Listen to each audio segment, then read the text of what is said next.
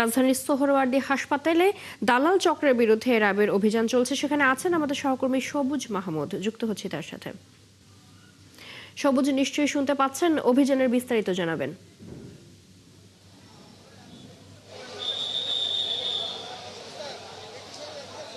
চৈতি, এই মুহূর্তে আমি আছি রাজধানীর সরকারি hospital Suhrawardy medical college hospital.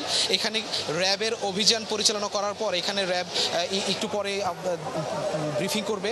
এখানে তারা বিভিন্ন হসপিটালে, পাশাপাশি অনেকগুলো হসপিটাল আছে, হৃদরোগ হসপিটাল, তার পাশে মানসিক স্বাস্থ্য কেন্দ্র, তার ওইদিকে পঙ্গু হাসপাতাল, সেই সব হাসপাতালগুলোতে রোগীদেরকে হয়রানি করার জন্য যেসব দালাল চক্র কাজ করে, যারা নিজেরা মুনাফা অর্জন করার জন্য পার্শ্ববর্তী হসপিটালে, বেসরকারি হসপিটালে নিয়ে বেশি টাকা আদায় করার জন্য যে সকল দালাল চক্র এই সরকারি হসপিটালগুলোতে সক্রিয় আছে, সেই দালাল চক্রগুলোর বিরুদ্ধে র্যাব আজকে অভিযান পরিচালনা করেছেন এবং সেই অভিযান পরিচালনা করে ইতিমধ্যে বেশ কয়েকজন দালালকে তারা আটক করেছেন। এবং এই আটকের পর এই মুহূর্তে সোহরাওয়ার্দী মেডিকেল কলেজের হাসপাতালের যে বারান্দায়, সেই বারান্দার সামনে র্যাব 2 এর পক্ষ থেকে সংবাদকর্মীদেরকে ব্রিফিং করা হবে। এই জন্য আমরা অপেক্ষা করছি।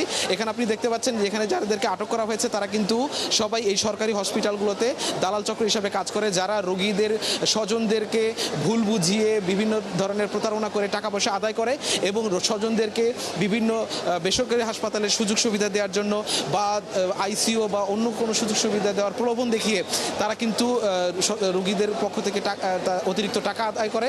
এবং এই চক্রের বিরুদ্ধে আমরা 71 টেলিভিশন সংবাদ প্রচারের পর বিষয়টি আরও গুরুত্বের সাথে দেখেছে হাসপাতাল কর্তৃপক্ষ সহ আইনশৃঙ্খলা রক্ষাকারী বাহিনী। এই মুহূর্তে সোহরাওয়ার্দী হসপিটালে দালাল চক্রদের আটক করা হয়েছে এবং একটু পরেই র্যাবের পক্ষ থেকে এই বিষয়ে বিস্তারিতভাবে আনুষ্ঠানিকভাবে জানানো হবে।